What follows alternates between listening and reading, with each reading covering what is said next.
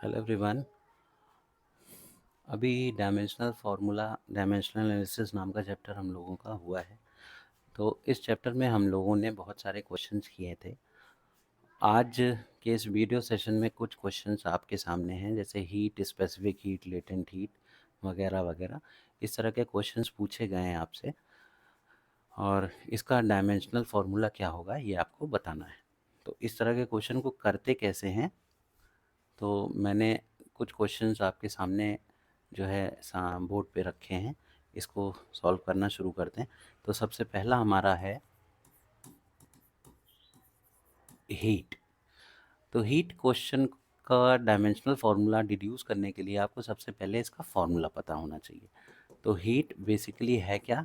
एक प्रकार की एनर्जी है, और एनर्जी हमेशा वर्क डन के बराबर होती है। और वर्क डन का फॉर्मूला हमें पता है क्या होता है, फोर्स इनटू डिस्प्लेसमेंट। ठीक है। तो फोर्स और डिस्प्लेसमेंट दोनों का डायमेंशनल फार्मूला अगर हम मल्टीप्लाई करा दें तो हमें फाइनली एनर्जी की का डायमेंशन पूरा मिल जाएगा। ठीक है। तो यहाँ पे हम शुरू करें। हमें बाकी चीज़ों का पता है। फोर्स का डायमेंशनल फार्मूला क्या होता है आप लोगों को हमने बताया है। तो ये होता है ml (T⁻²). ये फोर्स का हो गया, और डिस्प्लेसमेंट का डायमेंशनल फार्मूला हो गया L। तो अगर दोनों को आपस में मल्टीप्लाई कराएं तो हो जाएगा ml²T⁻²। ये जो है हमारा, यही एनर्जी का डायमेंशनल फार्मूला निकल के आ गया। ठीक है। सेकंड नंबर पे हमारा आता है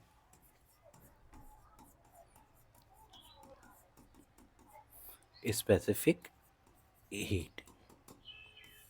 अब स्पेसिफिक हीट के लिए आपको इसका भी फार्मूला पता होना चाहिए। तो स्पेसिफिक हीट का फार्मूला होता है heat divided by mass and temperature का प्रोडक्ट, मास इनटू टेम्परेचर।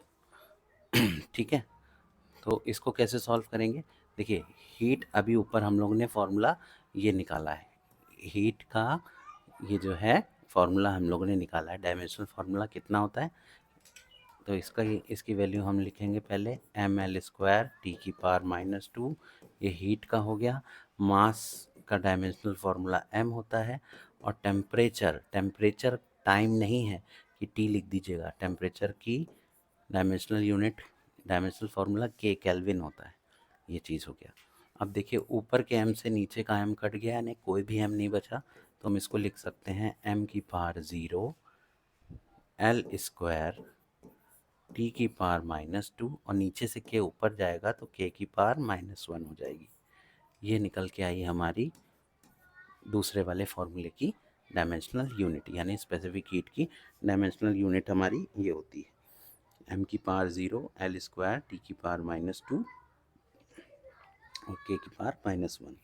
फिर अगला हमारा थर्ड आता है। इसको थोड़ा सा ऊपर नोट कर लिया ना। चलिए, नेक्स्ट जो है हमारा स्पेसिफिक हीट के बाद वो है लेटेंट हीट।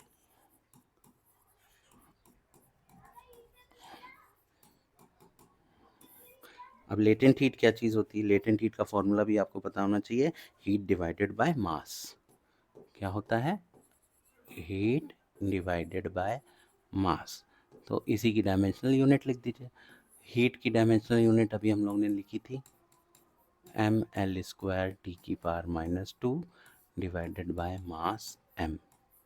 m से m कट जाएगा तो m⁻0 हो जाएगी। ठीक है। तो हम इसको लिखेंगे m⁻0 L² T⁻², यानी कि m आप नहीं भी लिखें तो क्या हो जाएगी, L² T⁻²। ये लेटेंट हीट का हमारा डायमेंशनल फार्मूला हो गया। ठीक है।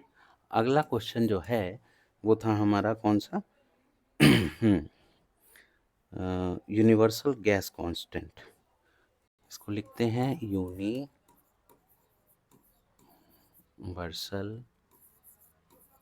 Gas constant. अब ये यूनिवर्सल गैस कांस्टेंट क्या चीज़ होती है? इसका सिंबल जो है आर होता है।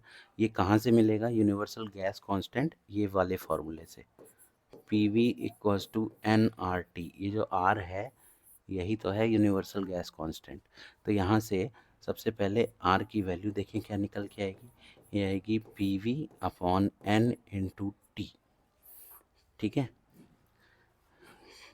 अब यहाँ पे ध्यान देने वाली बात यह है कि n क्या है? Number of moles. ठीक, जिसकी डायमेंशनल फार्मूला होता है MOL। याद रहे n की वैल्यू 1 मत रख दीजिएगा। ठीक है, ये चीज़। और दूसरी एक चीज़ ये है कि जो टेम्परेचर है T जो नीचे लिखा है nRT वाला, ये T, तो ये T क्या है? टेम्परेचर है। ये टाइम मत समझ लीजिएगा। और टेम्परेचर की डायमेंशनल फार्मूला जो है वो K होता है। तो यहाँ पे इन सब चीज़ों की वैल्यू हमको रखनी है। तो सबसे पहले प्रेशर इनटू वॉल्यूम है।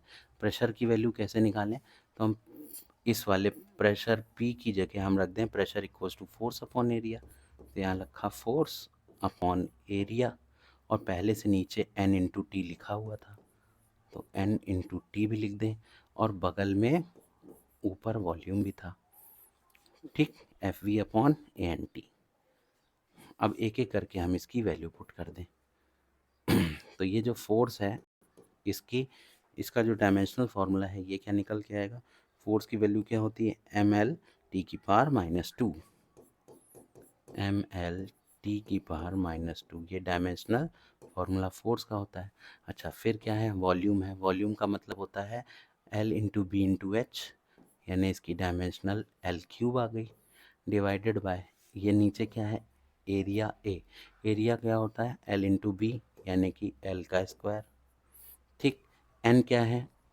n हमारा ये मोल है, तो हम यहाँ लिखेंगे मोल। ठीक, अब ये बचा क्या? T temperature. टेम्परेचर की यूनिट केल्विन के होती है, ये लिखा। अब हमें सिंपली इसको ऊपर लेके जाना है, जो कटे काट देना है, पावर माइनस में लिख देनी है। तो क्या बचेगा? ml², और क्या है? इससे ये चला जाएगा, T⁻² आ जाएगा, और क्या आ जाएगा? K⁻⁻1, और मोल की पावर भी -1। ये हमारी इतनी बड़ी जो यूनिट है डायमेंशनल फार्मूला की, ये वैल्यू आएगी। किसकी आई है? ये यूनिवर्सल गैस कांस्टेंट की वैल्यू आई है, ध्यान रखिएगा। बिल्कुल कोई गलती मत करिएगा, थोड़ा सा टिपिकल है इसको निकालना। इसको मैं इम्पॉर्टेंट के तौर पे लिख दे रहा हूँ कि अगर इसका डायमेंशनल फार्मूला निकालने को आ गया तो इस तरह से आपको करना है। ठीक है, अब आगे हम लोग थोड़ा सा बढ़ते हैं। फिर अगला है बोल्ट्जमैन कांस्टेंट। फिर नेक्स्ट हमारा आता है, एक सेकेंड,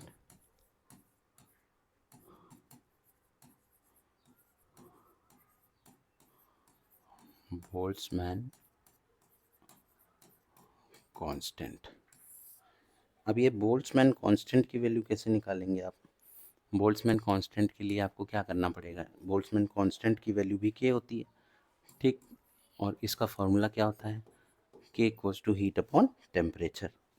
सबके फॉर्मूले आपको अच्छे से याद होने चाहिए, नहीं तो आप नहीं कर पाएंगे। Heat upon temperature. ठीक है, ये चीज़। तो अब आप हीट का पहले तो डायमेंशनल फार्मूला बताइए क्या होता है? हीट का ml²T⁻² होता है। ml²T⁻², ये हीट का हो गया। टेम्परेचर का केल्विन के आ गया, ये ऊपर चला जाएगा तो वैल्यू क्या बचेगी? ml²T⁻², K⁻−1, ये निकल के हमारा आया। ये किसकी वैल्यू आई? बोल्ट्जमैन कांस्टेंट के की डायमेंशनल वैल्यू आई, ये डायमेंशनल फार्मूला आया। ठीक है, फिफ्थ हो गया था। अगला हमारा क्या था? बोल्ट्जमैन कांस्टेंट के बाद coefficient of thermal conductivity. Coefficient of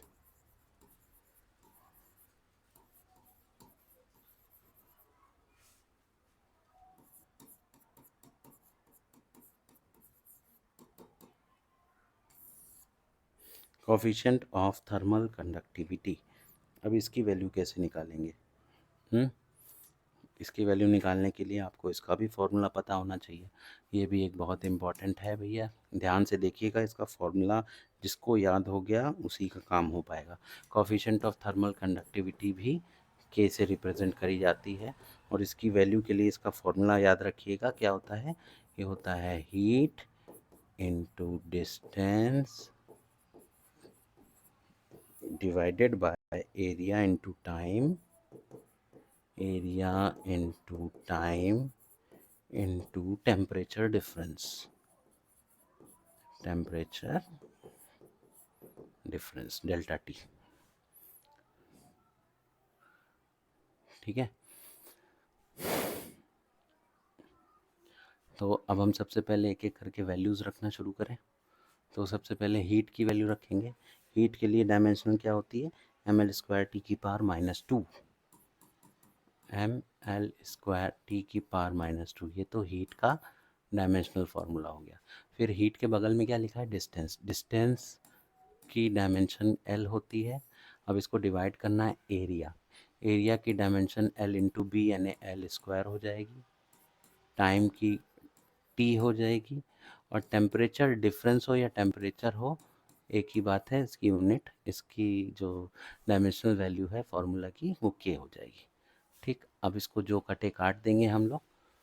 तो देखा, ये L² से ये L² कटा, तो क्या हो जाएगा, ऊपर बचा M, ठीक, और इधर एक बचा ये L, एक L बच गया। फिर ये T⁻², लिखा था, और नीचे से ये T भी ऊपर चला जाएगा, तो T⁻1 हो जाएगा, ऊपर -2 नीचे -1, तो T⁻³ हो जाएगा, K⁻1 हो जाएगा।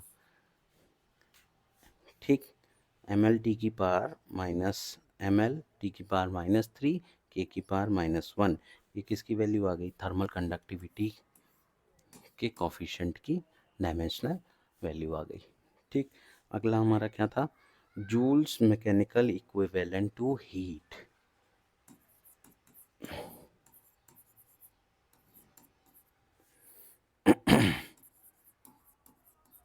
Joules mechanical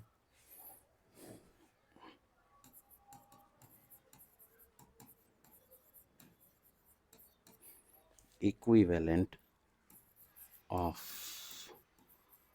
heat. ठीक है, इसको करने के लिए हमें इसका भी फॉर्मूला पता होना चाहिए। तो J इक्वल्स टू क्या होता है, work upon heat, work divided by heat. ये फॉर्मूला जो है ये कहलाता है Joule's mechanical equivalent of heat, जिसको J से रिप्रेजेंट करते हैं। अब इसका जनरली हमें फॉर्मूला रखना है।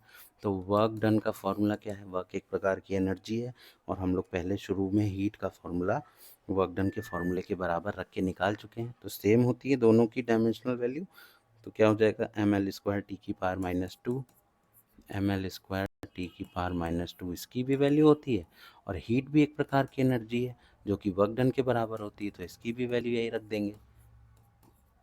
अब देखिए, ऊपर डायमेंशन और नीचे डायमेंशन सेम है, कट गई, यानी इसकी वैल्यू कोई डायमेंशन नहीं आएगी, यानी M भी ज़ीरो है, L भी ज़ीरो है, T भी ज़ीरो है, सब ज़ीरो, इसमें कोई डायमेंशन नहीं होगी। तो ये थे कुछ क्वेश्चंस जो कि आपने देखे। इसी से रिलेटेड और क्वेश्चंस को आपको करना है, ढेर सारी इसकी प्रैक्टिस करनी है, तभी जाके ये यूनिट एंड मेजरमेंट नाम का चैप्टर डायमेंशन से आपको क्लियर होगा। तो इसको अच्छे से देखिएगा, गो थ्रू करिएगा। कोई चीज़ नहीं समझ में आए तो वीडियो पॉज करके देखिएगा। कोशिश करेंगे नेक्स्ट वीडियो में आपको और भी नई नई चीज़ देते रहें। Thank you so much.